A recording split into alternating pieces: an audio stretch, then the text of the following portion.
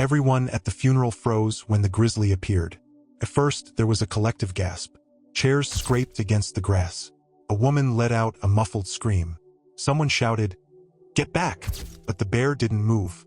He didn't growl or charge. He just stood there, massive, still, silent. And for a second, just a second, there was this eerie quiet. Even the birds seemed to stop. He was staring straight at the coffin. It was a closed casket. Inside lay Jack, the man who once dragged this very bear from death's doorstep. People didn't know what to do. They backed away. Some were frozen in place, others shielded the kids. A few started filming, as people do now, even when they don't understand what they're seeing. But then something happened that no one expected. The bear stepped forward. One step, then another. Slow, deliberate. The air felt heavy, like the forest itself was holding its breath. A few attendees glanced around, looking for someone to take control. But there was only the bear now. He wasn't a wild animal in that moment. He was something else. Something solemn. That bear, that scar-faced grizzly, wasn't just there. He came for one man. His name was Jack Walker. 3 years earlier, it was late spring, during one of those muddy weeks when snow melts just enough to turn dirt roads into soup. Jack had driven out past Ridgeway, where old logging roads twisted deep into the backwoods. He was checking trail cameras for a wildlife study he volunteered on. It wasn't glamorous work, but it kept his mind off other things he didn't talk about. That day, he took a different trail. Something tugged at his instincts, a familiar itch he'd learned never to ignore. About half a mile in, he caught a scent that stopped him cold blood, mixed with something musky and raw. He followed the smell down a narrow embankment and froze. A massive grizzly, curled in on itself near a brush pile, was barely breathing. A snare wire was wrapped tight around its foreleg. The flesh beneath was torn, exposing muscle and bone. Flies swarmed the wound. The bear's sides moved in shallow, labored breaths. Its eyes fluttered, half-closed, dull with pain. Jack had seen animals near death before, hit deer, poisoned raccoons, but this one still had a fire in him. Something in those eyes wasn't ready to give up. Every instinct told Jack to call the wildlife service. But he didn't. Something about the bear's eyes, how human they looked, held him there. He saw something familiar in them. Maybe he saw a piece of himself, battered, worn down, and barely hanging on. He dropped to his knees. "Easy, buddy. Easy." The bear lifted its head slightly. No growl, no lunge, just a long, tired stare. Jack pulled his multi-tool from his pack. Hands trembling, he leaned in.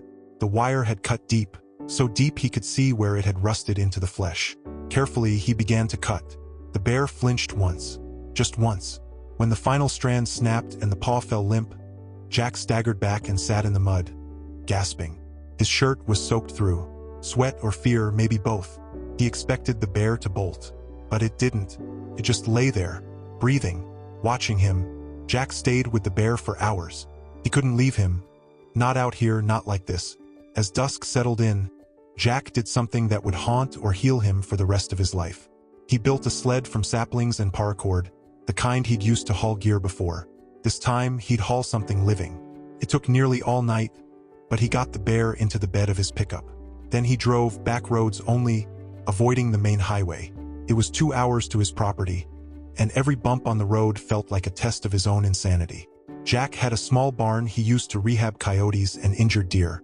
He cleared it out in a hurry, laid down blankets, old tarps, whatever he could find.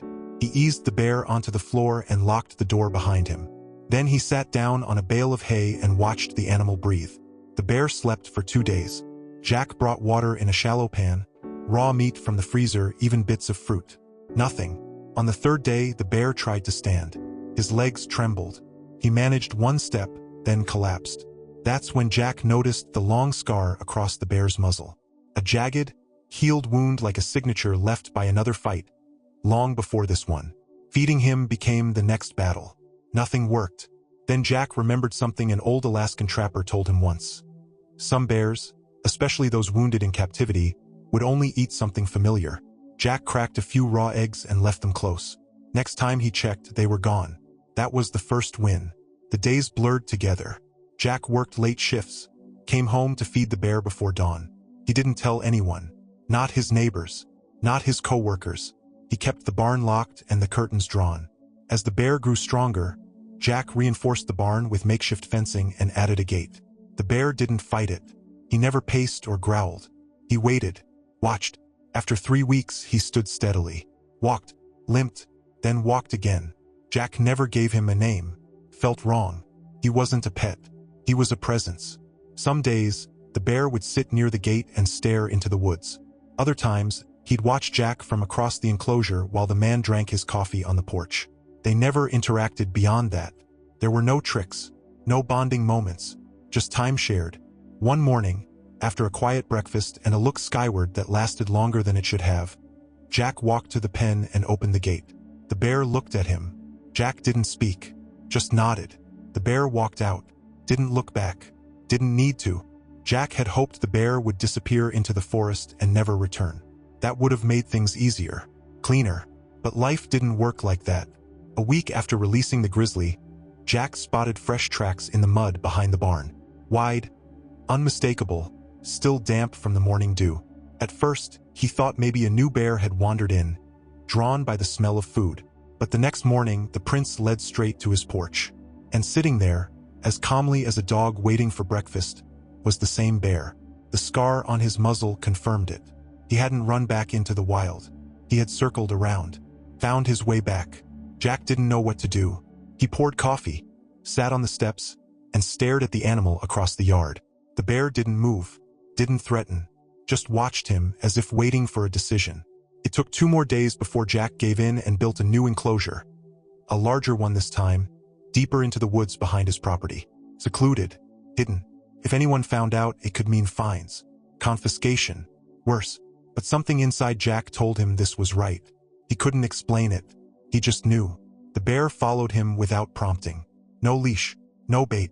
He simply walked alongside as Jack led him to the new pen. The fencing wasn't perfect, but it was enough. The animal never tested it. By the 2nd week, Jack had fallen into a rhythm. He fed the bear in the early morning eggs, fish, the occasional chunk of raw meat. He reinforced the gate, added a roofed section for shade, cleaned the area daily. The bear never tried to escape. He never growled. In fact, he barely made a sound at all. Jack named the enclosure the Hollow. It sat in a small depression, surrounded by trees and brush thick enough to block any sightlines from the road. The only problem? People. Jack's nearest neighbor, Walter Dobbins, was a retired army man who hated secrets more than he hated wild animals. And Jack was keeping a big one. It started with a question at the mailbox. "You been seeing anything strange out back? My dog won't stop barking at night." Jack played dumb. "Probably a raccoon." Walter didn't buy it. A raccoon don't make tracks that size. A few days later, Jack caught Walter near the edge of his woods, pretending to look for firewood. Then came the sounds, loud snapping of twigs, deliberate coughs, meant to spook whatever was out there. Jack reinforced the perimeter, planted some fast-growing shrubs near the hollow, and bought a trail cam to watch for intrusions. The bear, oddly, seemed unbothered. He sat in the sun most days, shifting only when Jack arrived with food. There was something unnerving about the way the bear stared at Jack sometimes. Not threatening, but deep, like he was trying to figure him out. Trust was building. Slowly. One morning, Jack entered the enclosure to refill the water trough. Normally, he stayed on the outside, but something had knocked the pan over, and the bear hadn't eaten the night before. He stepped inside cautiously, watching the bear out of the corner of his eye. The animal didn't move. Jack knelt, started fixing the pan, when he heard soft steps behind him. He froze, breathing, close. Then the bear walked past him, slowly, carefully, and sat on the opposite side. Just sat, as if to say, "Go ahead. I won't stop you." That was the first time Jack fed him by hand. A trout, freshly caught. He held it out, fingers trembling. The bear took it gently. No growl, no swipe. After that, everything changed. He became more active, followed Jack's movements, waited near the gate in the mornings. One time, Jack was late and found the bear lying in the exact spot where they'd first met. It felt like a silent language was growing between them, but the world outside didn't stop. One afternoon, a white pickup truck with government plates pulled into Jack's drive. A tall woman in forest green stepped out and flashed a badge. "Renee Hallbrook, Wildlife Service. We've had some reports of large animal movement near the ridge. Mind if I ask you a few questions?" Jack's stomach dropped. He tried to stay calm. I've seen tracks, but nothing unusual. Maybe a rogue black bear. Renee looked around. You don't have livestock, do you? Nope. That barn. Mind if I take a look inside? Jack hesitated, then nodded. The barn was empty, scrubbed clean weeks ago. Renee poked around, asked a few questions, and left a flyer about bear safety. But Jack could tell. She wasn't convinced. She'd be back. That night, Jack couldn't sleep. He paced the porch, replaying every mistake. The hollow wasn't just a secret now, it was a ticking clock. If Renee came again, and if she brought backup, there'd be no hiding the bear. And if they took him, Jack didn't even want to think what might happen next. The bond they'd built, the quiet trust, it was all hanging by a thread. Time was running out, and deep in the hollow, the grizzly slept, unaware that everything was about to change. Spring returned with a softness that didn't match the weight in Jack's chest. The days were longer, brighter, filled with the scent of thawed earth and pine, but he felt heavy, slower. Out in the hollow, the bear was thriving. His coat had grown thick and glossy. He moved with calm confidence, no longer limping, no longer watching Jack with suspicion. They had developed a routine so natural it felt like muscle memory. Sunrise feedings, quiet evenings, no words, just presence. Sometimes, Jack would bring a folding chair and sit near the fence. The bear would wander close, lie down, and the two would simply exist together. A few feet apart, breathing, listening. No walls between them but respect. It was the only place Jack felt like himself anymore. He started waking up tired. Then came the coughing fits, at first dry and brief, then longer. One morning, while brushing his teeth, he coughed into the sink and saw red. A thin thread of blood across the white porcelain. Jack didn't panic. He'd known something was coming. He just didn't want to name it. But after a week of worsening symptoms, he drove himself to the clinic in Mason Ridge. It was a two-room place, run by a nurse practitioner and an old GP who still smoked out back. A chest x-ray led to a CT scan. Then came the silence in the doctor's voice. The way he shifted in his chair. It's advanced. Lungs. Maybe liver. We can refer you to oncology in Grandview, but I won't lie to you, Jack. We're not talking years. Jack nodded slowly. Months. If you're lucky. The doctor mentioned treatment options, but Jack barely heard them. Chemotherapy, maybe surgery, but the odds were slim. And even if it worked, it would break him down before it built anything back. He drove home without stopping. That evening, he sat on the porch with a blanket around his shoulders. The bear was at the edge of the trees, barely visible in the dusk. Jack sipped tea from a cracked mug, coughed quietly, and said nothing. The bear moved closer. Saturday. Two silhouettes in the fading light. Not man and beast. Just two tired things sharing a quiet evening. In town, people started to notice he wasn't the same. At the feed store, Martha asked if he was losing weight. At the gas station, Ray asked if he was sleeping enough. Jack brushed it off, said it was allergies. But his friends, what few he had, saw through it. His oldest buddy, Carl, came by unannounced one afternoon and found Jack sitting on the porch, pale and slow. Jesus, Jack. You look like hell. Jack forced a smile. Thanks for the boost. Carl didn't laugh. You need help? You got family still around. No one local. Don't need much anyway. Carl looked toward the woods. Still got that bear out there? Jack nodded. Yeah, still here. Carl hesitated. You ever think maybe it's time to let that go? You're not well. And that thing, it's not a dog, Jack. It's a wild animal. He's not hurting anyone. Still, it ain't right. People are talking. You're out here dying and spending your last weeks babysitting a grizzly. Jack didn't answer. He knew how it sounded. But no one else had seen what he had. No one else had felt what it meant to sit beside something that could kill you, but didn't. That chose peace instead of power. Changed something in him. Made him feel necessary. The next few weeks blurred. The coughing worsened. He slept more, ate less. But every day he made it to the hollow. Sometimes just to lean on the gate. Sometimes just to let the bear see he was still around. And the bear, he seemed to sense it. He became more still, more present. He no longer wandered the enclosure. He stayed close. Jack started writing things down. Letters, instructions, a will scribbled in pen on legal pads. He left notes about the hollow, about the bear, tucked into envelopes labeled with names. People he trusted just enough. One note he rewrote several times. It was for the vet clinic in Grandview, the only place nearby that had experience with tranquilizing large animals. It wasn't a goodbye, It was a request. If something happened to Jack, they were to sedate the bear and release him deep into the national park, somewhere safe. But Jack didn't know if that would ever happen. He didn't know if the system would care. One morning, he couldn't stand up. He tried to swing his legs off the bed, but the muscles refused. He lay there, staring at the ceiling, listening to the ticking of the old wall clock. He thought of the bear waiting. Later that day, Carl came by again, found Jack half-conscious, pale and burning up. He called for an ambulance. Jack was taken to Mason Ridge General. Small, quiet, the kind of place where people go to fade, not to fight. He stayed there 2 nights. On the 3rd morning, a nurse asked if there was anyone he wanted to see. Jack didn't hesitate. "No, I just want to go home." The nurse looked at him, confused. "You mean, your house?" He nodded. "The hollow." She didn't understand, but she made the call. That evening, they released him under hospice care. Carl picked him up. They drove in silence. Back at the cabin, the porch lights were still on. The woods rustled with life. The bear was already there, waiting. Jack didn't tell anyone what he was doing. He didn't have to. He just knew it was time. The morning after returning from the hospital, he sat at the kitchen table, hunched over a map of the surrounding wilderness. The national park boundaries stretched wide and untouched, a haven for animals with enough instinct to survive. He circled a spot deep in the forest, far from roads or campsites.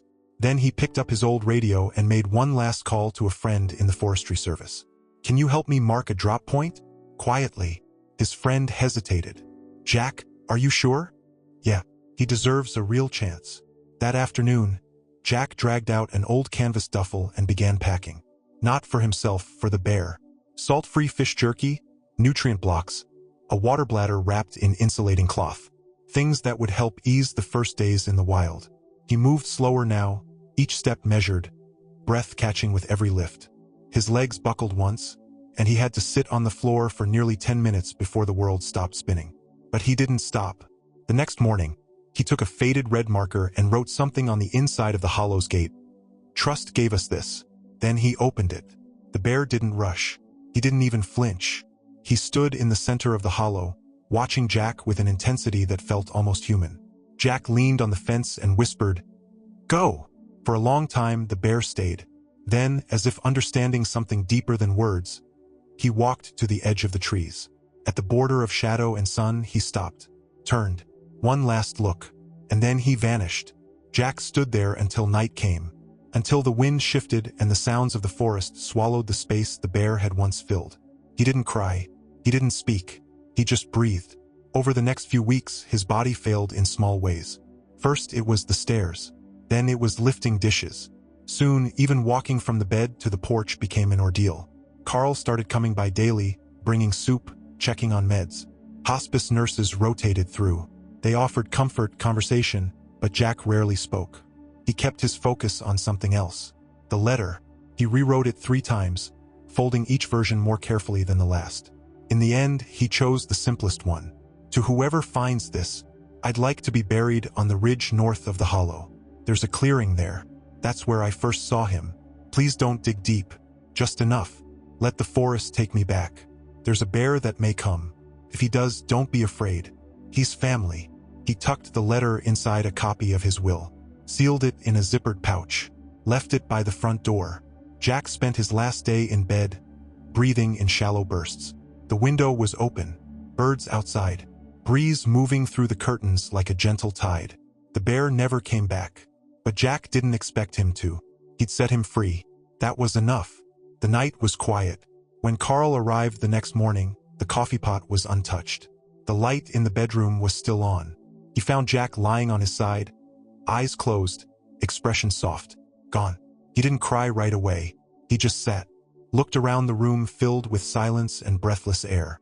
Later that day, after the coroner came and the paperwork started, Carl found the pouch. Read the letter. Called the forestry office. 2 days later, they honored Jack's request. A small group of men hiked to the ridge. They brought a simple pine box. No headstone, just a hand-carved wooden marker at the edge of the clearing. As they lowered the box into the earth, the wind picked up. Pine needles danced through the air. No one spoke. Somewhere deeper in the woods, something shifted. A heavy presence just out of view. And then it was gone. The forest closed in around the grave. Birds returned to the trees. The hollow remained empty, for now. The funeral took place on a mild spring afternoon. The air was thick with birdsong, but no one seemed to hear it. The clearing Jack had chosen was quiet, tucked between two ridges that caught the breeze and filtered it through the trees like a sigh. A few close friends stood in silence. Carl, Martha from the feed store, a couple of folks from the wildlife station. A local pastor had come, though Jack hadn't been religious. He read a short passage from a worn leather book and closed it with reverence. The pine box rested on wooden beams, suspended over the shallow grave. There were no flowers. Jack had never liked them. Just a folded flannel shirt placed on top, the one he always wore when feeding the bear. The moment felt suspended in time. People shifted awkwardly, not sure how to say goodbye to a man who'd lived so far outside their understanding. Carl cleared his throat but didn't speak. The forest was the only thing that made noise. Then something changed. A branch cracked. It wasn't loud, but it cut through the quiet like a snapped wire. Everyone turned. Eyes scanned the tree line. Another sound, leaves brushing together, heavier this time. Then they saw him. The grizzly stepped into view with the caution of something used to being feared. He was massive, his coat thick and slightly ragged. The scar across his muzzle caught the sunlight as he moved forward, slow and deliberate. Someone gasped. One of the younger men stepped back. Another muttered, "Jesus Christ." The pastor froze, his hand still resting on his book. Carl raised one arm, instinctively shielding Martha. But the bear didn't charge. He didn't roar. He simply walked forward, straight toward the coffin. No one moved, not a soul. It was as if the clearing itself understood that this was something sacred. The bear reached the pine box, stopped, and lowered his head. He sniffed the flannel shirt gently, then let out a low, deep sound, something between a breath and a rumble. Not angry, not sad, just present. Then he did something that no one would ever forget. He sat right there beside the coffin. Then he lay down. Slowly, his body settled against the dirt, massive paws folding beneath him. His head rested just inches from the wooden box. He closed his eyes. No one moved. For minutes, maybe longer, he stayed like that, breathing slow, still, mourning. Carl felt something in his chest twist. The man who never cried at his own father's funeral wiped his cheek with the back of his hand. No one dared to speak. No one dared to interrupt. Eventually, the bear opened his eyes, lifted his head, looked at each person there one by one, not aggressively, curiously, as if committing them to memory. Then he stood, took one last look at the coffin, and walked away, back into the forest. No rush, no fear, just quiet. No one followed. No one spoke. Only the wind moved. Later, when the box was lowered and the grave filled, Carl remained behind. He knelt near the spot where the bear had laid, pressed his palm into the warm earth. He didn't believe in signs, but he knew what he'd seen. That wasn't instinct. That wasn't coincidence. It was grief. Real, raw, shared. Back in town, word spread. People didn't believe it at first. They called it rumor, exaggeration. But everyone who'd been there swore it was true. The footage from a shaken phone camera made its way online. Blurry, shaky, but unmistakable. The bear beside the coffin. The stillness. The silence. It didn't go viral. It wasn't flashy enough. But those who saw it really saw it, never forgot. Some said the bear was trained. Others called it a miracle. A sign of nature's hidden heart. Carl didn't say much. When asked, he'd just nod. He came back, he'd say. He knew. Seasons passed. The grave settled into the earth. Moss grew around the wooden marker. The flannel shirt faded and eventually disappeared. But the clearing remained untouched. Some hikers claimed they'd seen a large bear passing near the ridge in early mornings. Never close, never threatening, just watching. One spring evening, nearly a year later, Carl walked the trail alone.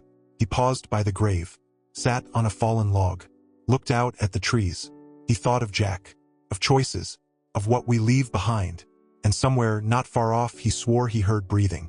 Heavy, steady, then nothing, just the forest, still, alive.